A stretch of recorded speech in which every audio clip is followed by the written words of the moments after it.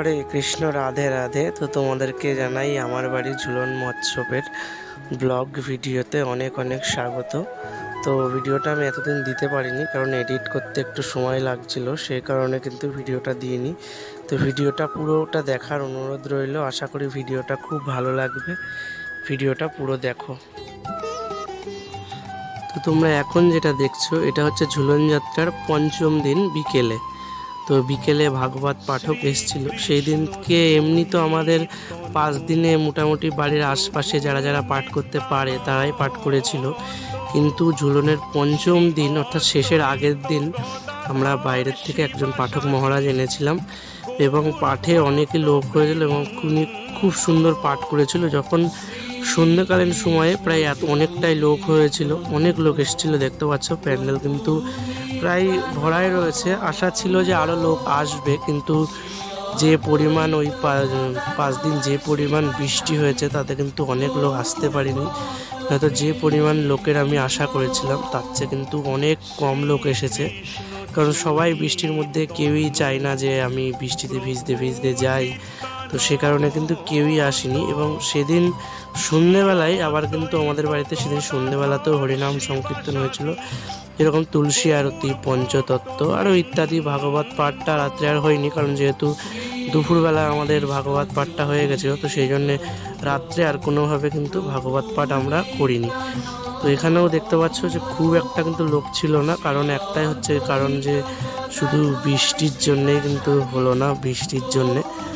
আর পরের দিনের ভিডিওটা দেখার আগে একটু রাধারানীর সিঙ্গারটা দর্শন করে নাও। এগুলো হচ্ছে ঝুলনের দিন এরকম সাজানো ছিল। এবার নেক্সট এই দিনটা সকালবেলা কিন্তু আবার সেই যারা কীর্তন করতে এসেছিলো তারা কিন্তু প্রায় চলে এসেছিলো সকাল সকাল এসেই কিন্তু তারাও কীর্তনে বসে গেছিলো। সেই মুহূর্তে তখন কেউই লোকজন আসেনি, কারণ অনেক সকালেই কীর্তন শুরু হয়েছিল। এর পর ঠিক সমস্ত লোকজন আসবে, আগে কেউই আসেনি। তখন এই ভিডিওটা সবেমাত্র কীর্তন শুরু হয়েছে সেই মুহূর্তে তোলা। কীর্তন শুরু হয়ে যাওয়ার কিছুক্ষণ আগের থেকেই রান্নাটা শুরু হয়ে গেছিলো, তো সেই জন্যে ভিডিওটা আগের থেকেই করা। দেখতে পাচ্ছ তরকারিটা কিন্তু বসে গেছে। আর এর মধ্যেই আবার আর একটু রাধারানীর দর্শন করে নাও, যেটা আমি দেখিয়েছিলাম যে অনলাইনেতে যে ড্রেসগুলো কেনা হয়েছিল সেই ড্রেসটা দিয়ে কিন্তু রাধারানীর এই সিঙ্গার এবং কৃষ্ণের যে সিঙ্গারটা করেছিলাম। তো সিঙ্গারটা করতে আমার অনেকটাই টাইম লেগে গেছিলো, তবুও আমি চেষ্টা করেছি যতটা ভালোভাবে করা। তো তারপরে আমি গেলাম যে তাড়াতাড়ি যাতে রান্নাটা কমপ্লিট হয়, কারণ যে পরিমাণ বৃষ্টি হচ্ছে তাতে কিন্তু এই দেখো যেরকম বলতে না বলতে তার মধ্যে আবার বৃষ্টিও কিন্তু চলে এসেছিলো। তো বৃষ্টিটা বেশিক্ষণ ছিল না, অল্প একটু টাইমে বৃষ্টি ছিল। যতটুকুই হয়েছে মোটামুটি ভালোই বৃষ্টি হয়েছিল। আমি তো খুব টেনশানে ছিলাম যে কি হবে। তো তারপরে আবার একটু রান্নার দিকে গেলাম, গিয়ে দেখে কিন্তু খিচুড়িটা তখন তরকারিটা নেমে এক কড়াই খিচুড়ি কিন্তু উনুনে ছিল তখন। যেহেতু 2টো ওভেন আমরা এনেছিলাম সেই জন্য কিন্তু রান্নাটা বেশ তাড়াতাড়ি মোটামুটি হয়ে গেল। এরপরে একটার দিকে কিন্তু আমাদের ঝুলন যেটা নামিয়ে দিতে হয়, পূর্ণিমা ছেড়ে গেল, তারপরে কিন্তু ঝুলনটা নামানোর টাইম চলে আসলো। তো সত্যি খুব খারাপ লাগছিলো যখন ঝুলনটা নামানো হচ্ছিল, যে আবার 1 বছর পরে আবার অপেক্ষা করতে হবে 1 বছর এই ঝুলন যাত্রার জন্যে। এমনি মোটামুটি ঝুলনের বেশ 2 মাস আগের থেকেই আমরা দিন গোনা শুরু করি যে ঝুলনটা কবে আসবে। প্রচুর আনন্দ হয়, নিজের মন মতন করে গোবিন্দকে সাজাই। এছাড়াও প্রতিবার যেরকমভাবে ঝুলন করা হয় সে পরিমাণে এবারটা একটু আপনাদের আশীর্বাদ এবং সমস্ত গৌর ভক্তের আশীর্বাদে কিন্তু একটু বড় করে করা হয়েছে। আর এই যে দেখতে পাচ্ছ আমার গুরুদেবও সে তখন ছিল যখন ঝুলনটা নামানো হয়। পিছনে ঝুলনটা অনেকটা ভারী ছিল, সেজন্য নামাতে একটু অসুবিধা হচ্ছিল। তো পিছনে আমার এই একটা ঠাম্মা একটা দিদা ওরা ধরে রেখেছিল, আর আমি ঝুলনের দড়িটা খুলে দিয়েছিলাম।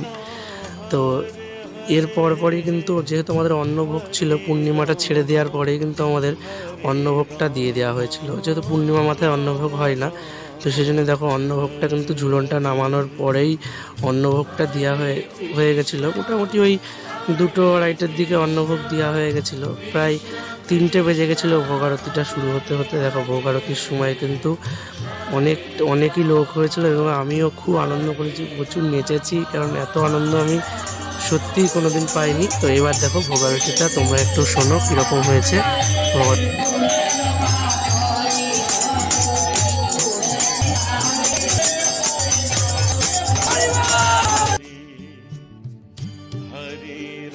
তোমাদেরকে শোনালাম যে ভোগ আরতিটা কেমন হয়েছে। সত্যি খুব আনন্দ করেছি আমি, এরকম আনন্দ আমি কোনো বছর পাই না, এবছর যা পেয়েছি। তো সত্যি আমাদের গ্রামের লোককে আমি অনেক অনেক ধন্যবাদ জানাই, তারাও আমাদেরকে বহুত সাহায্য করেছে এই ঝুলন যাত্রাটায়। তারা না থাকলে হয়তো আমরা এই ঝুলন যাত্রাটা করতেই পারতাম না, সব তাদের আশীর্বাদ, এবং তারা আমাদেরকে অনেক সাহায্য করেছে। তো তার পরপরই কিন্তু প্রসাদ বিতরণ শুরু হলো। প্রায় 500 ভক্তের কিন্তু আমি প্রসাদের আয়োজন করেছিলাম। গোবিন্দ যেটুকু করাইছে সেটুকু করেছি। তো আপনার আশীর্বাদ করুন যেন আগামী বছর আমি এইভাবেই ঝুলন যাত্রাটা আবার করতে পারি। এবং সকলের কাছে অনুরোধ রইল যে ভিডিওটা কেমন হয়েছে একটু কমেন্টস বক্সে আমাকে জানানোর। আমি কোনো দিনই বলি না যে কমেন্টস করার, কিন্তু এবার বলছি একটু কমেন্টসে জানাও।